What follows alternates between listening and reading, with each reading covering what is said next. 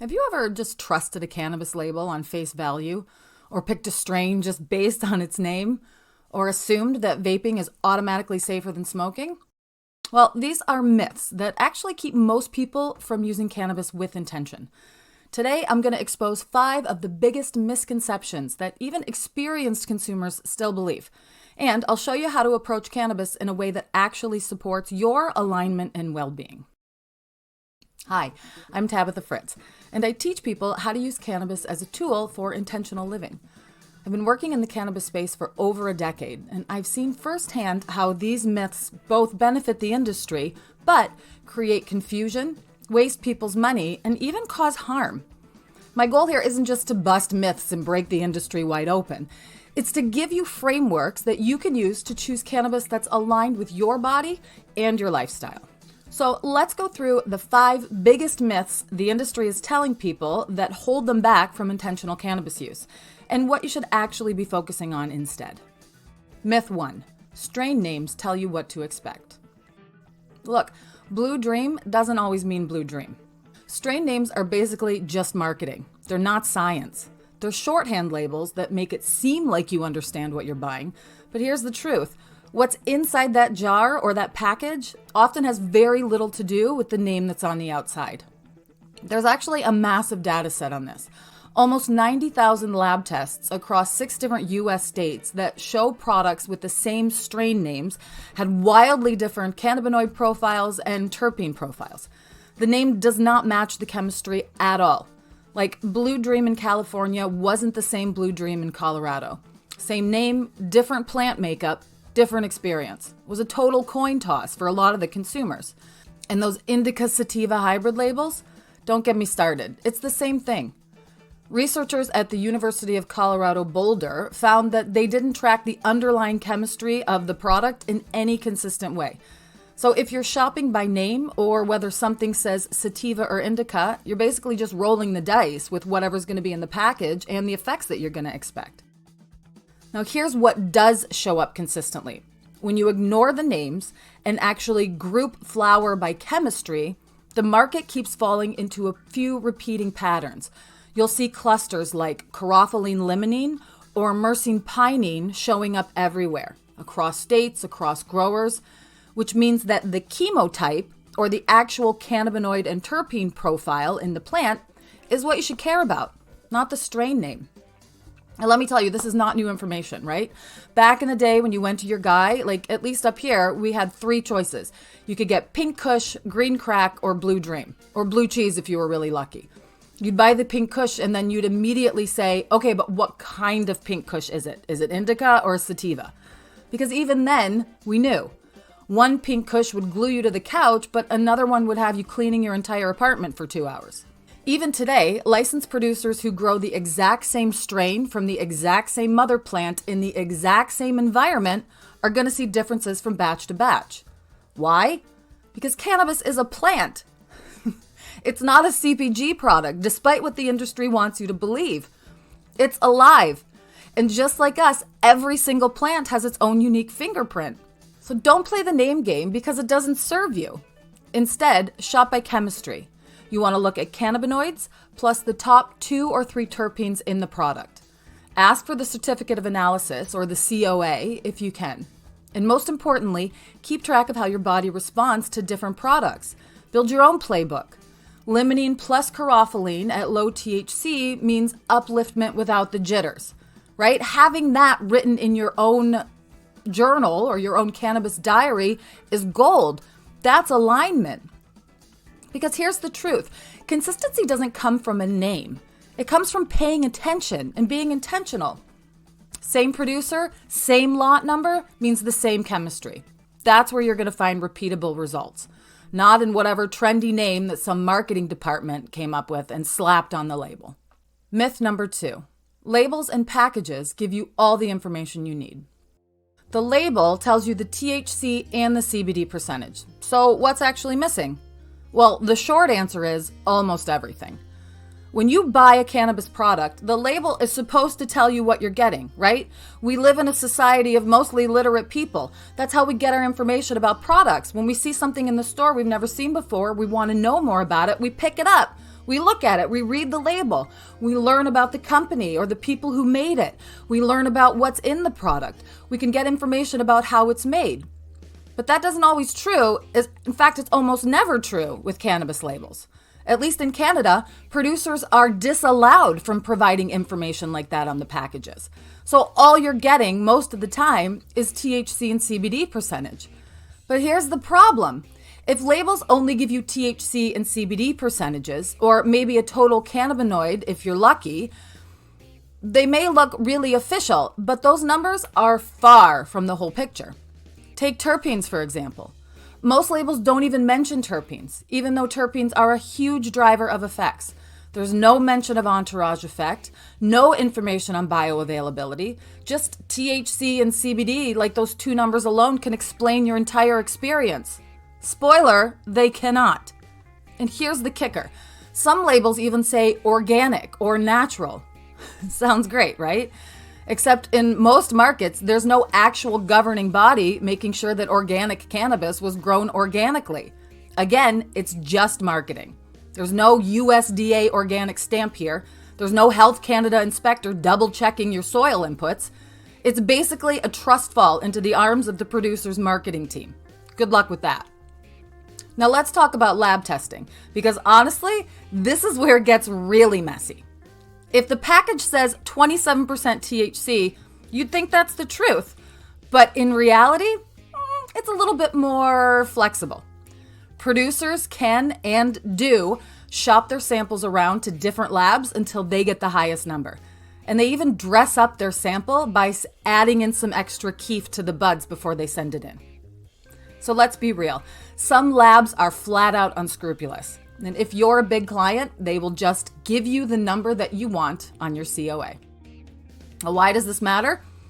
Because in Canada, for instance, the provincial distributors like the OCS in Ontario are the biggest buyers of weed. All of the weed has to run through them to the consumer. And they've made it clear they'll only purchase flower at a certain THC percentage. So if you're a producer and your crop tests at 18%, but that's not what the OCS is taking this cycle, you are SOL, my friend. The market is literally structured to reward inflated numbers instead of quality experiences. And the US isn't any better. In fact, it's probably worse. Every state makes its own testing rules, its own pass-fail limits, and its own action levels. Some states require potency plus safety panels, but the lists of what they actually test for and the acceptable levels vary wildly from state to state. So clean and safe in California does not mean the same thing as clean and safe in Michigan. It's a total patchwork. Now, California recently tried to fix this by standardizing their potency testing methods, but it's still inconsistent across the board. So what do you, the consumer, get? A label that looks official, but actually tells you very little about what's actually in the product and how it's going to affect you. Numbers on a label don't equal truth.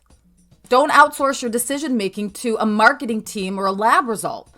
Labels cannot tell you how your unique body will respond. Only you can determine that and keep track of it. So keep your own notes. Pay attention to how you feel, not just what the package claims. That's how you stop being a passive consumer and start being an intentional one. Because cannabis is not about the number on the package. It's all about how it feels in your body. Myth 3. Vapes are automatically safer than smoking. Look, vaping sounds a lot cleaner than smoking, but is it? That's what most people assume. And sure, sometimes vaping can be a safer option, but the truth is it's not always that simple. If you're in a tightly regulated market, like Canada or certain US states, then your vape cart has probably been tested for contaminants, additives, and heavy metals. Now, in those cases, yes, the products are relatively safe. But in unregulated markets like underground or cash markets, there's zero oversight. And that's where things like vitamin E acetate slipped through and started causing major lung injuries. And even within the regulated space, we've got to talk about the difference between dry herb vaping and oil cartridges. Now, dry herb vapes actually heat up the flower, so you're inhaling cannabinoids and terpenes directly from the plant without combustion. That's definitely going to be safer than smoking and combusting dried bud, which will automatically give you some Class A carcinogens to inhale while you're consuming your cannabis. But oil carts, that is a totally different story. They're processed, they're refined, and sometimes they're cut with thinning agents or flavor additives or terpenes. We don't have a lot of studies or literature on the effects of inhaling those things heated up to the temperature that vapes go up to. So lumping both of those categories under vaping and calling it safer is really misleading. And let me tell you, you've also got to consider who's saying this stuff. On LinkedIn, I see this one guy all the time, and he came from the nicotine vape industry. And he's out here preaching about how his cannabis vapes are so much safer than smoking. Meanwhile, in the background, he's literally shilling nicotine. I don't believe what he says because it seems like everything he says is self-serving. So you've got to think about the source of the information that you're getting. Who is telling you that it's safer? And what ulterior motives might they also have? And it gets worse because these are often the same people who will turn around and go, oh, high-dose edibles are so dangerous. Adults shouldn't have access to them. Like, what? Some people have one scary experience for themselves because they don't know how to dose their edibles, and then they decide that their story is the story. And if your experience doesn't match theirs, well, it's because you're doing it wrong. Here's the thing. There is no one right way to consume cannabis. None. Everyone has their own embodiment template, their own biology, their own reasons for being here on this planet, their own lessons to learn throughout their entire lifetime. Prescribing what someone else's cannabis use should look like is presumptuous and self-centered, and honestly, it's pretty immature. Enlightenment, real growth, is understanding that each being is on this planet for their own journey. Maybe your path is building $1 million business. Maybe your path is smoking weed every day and living in your parents' basement. Who am I to say that one of those paths is more valid than the other? Just because society has said this is the way that you're supposed to do it does not mean that it is. Maybe I sound hypocritical because I have a YouTube channel about cannabis. But if you watch my videos, you'll see I'm not here to tell you what to do. I'm here to give you information and context and tools so that you can find the path that works best for you. Honestly, like maybe this lifetime is your vacation lifetime. Maybe you crushed it in your last 4 lifetimes. And in this one, you just wanted to smoke weed and chill, right? And if that's the case, more power to you. Although if you pick this timeline as your vacation, I gotta say, are making questionable choices, my friend. Remember, harm reduction is about being conscious. It's not about assuming that one method of consumption is automatically safe or better than another one. Cannabis is all about choice. So choose the method that supports your body, your lifestyle, and your values. Myth number 4. Cannabis extracts are all the same. Listen, distillate, isolate, full spectrum, they are not interchangeable. Here's the myth. People think that an extract is an extract. THC is THC, right? Wrong. The type of extract that you're consuming makes a massive difference in how cannabis feels in your body. All right? Let's start with distillate, known as Disty to industry insiders. Disty is basically pure THC. It's been heated up to a temperature over 300 degrees Fahrenheit, so it loses all of its terpenes and flavonoids and anything that gives it, a little flavor. It's stripped down, it's refined, and it's almost clinical. When you consume it, it feels that way too. It feels sharp and heavy. I always say it's like getting smacked in the face with THC. There's no nuance, no soft edges. Now, compare that with a full spectrum extract like hash rosin or live resin. And those are packed with other cannabinoids to round out your THC experience, and they've got terpenes and other compounds from the plant. They're complex and layered. Instead of being smacked in the face with THC, you feel like the cannabis is giving you a nice warm hug. It's the same THC number on the label, but it's a totally different experience in real life. And do not get me started on people calling distillate carts that are made with a splash of terpenes added back in as full spectrum. Or worse, the people who say that those 90% distillate, 10% live resin carts are just as rich as if they're true live resin and also market those as full spectrum. That's bullshit. And if you've ever dabbed rosin, you know the difference. Distillate is a sprint. Rosin is a slow, steady walk where you can actually enjoy the scenery. And this doesn't just matter for dabs and carts. It matters for edibles too. A gummy made with THC distillate It feels harsh, it has a bitter aftertaste, and the effects feel sharp, sometimes even can make you really anxious.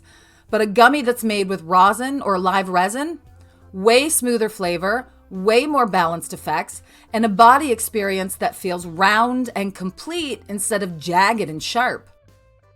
Here's what I tell people. Go look at the lab sheets. If you can, pull up the COA for a distillate edible and compare it to one made with rosin. With Disti, you're basically going to see one compound, THC. With rosin, you'll see a whole bouquet. You'll get minor cannabinoids, terpenes, and flavonoids. Each of those has an effect. They work together to round out the experience, to keep you from feeling like you've just jumped off a cliff with nothing to catch you. And honestly, this is where intentionality really comes in. If you want a straight blast of THC for a specific reason, that's cool. Disti's going to work for you. But if what you're seeking is balance or ease or creativity or sleep, then full spectrum is definitely where it's at. Cannabis extracts are not all the same, and knowing the difference between distillate, isolate, and full spectrum helps you align your cannabis use with your actual intention, whether that's pain relief, relaxation, or inspiration. The extract type matters just as much as the milligrams on the label.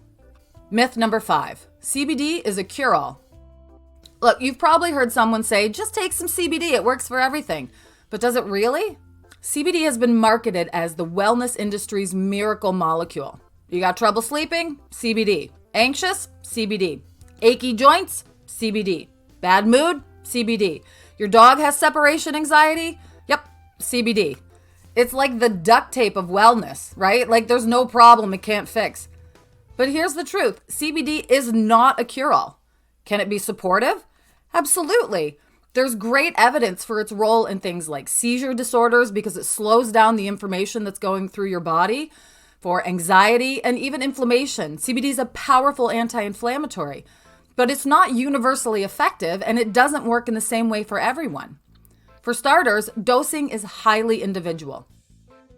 A lot of the low-dose products you see on the shelves, like those cute little 5 milligram CBD gummies at the health food store, are often subtherapeutic. 5 milligrams is very little, and many people won't feel anything at those doses.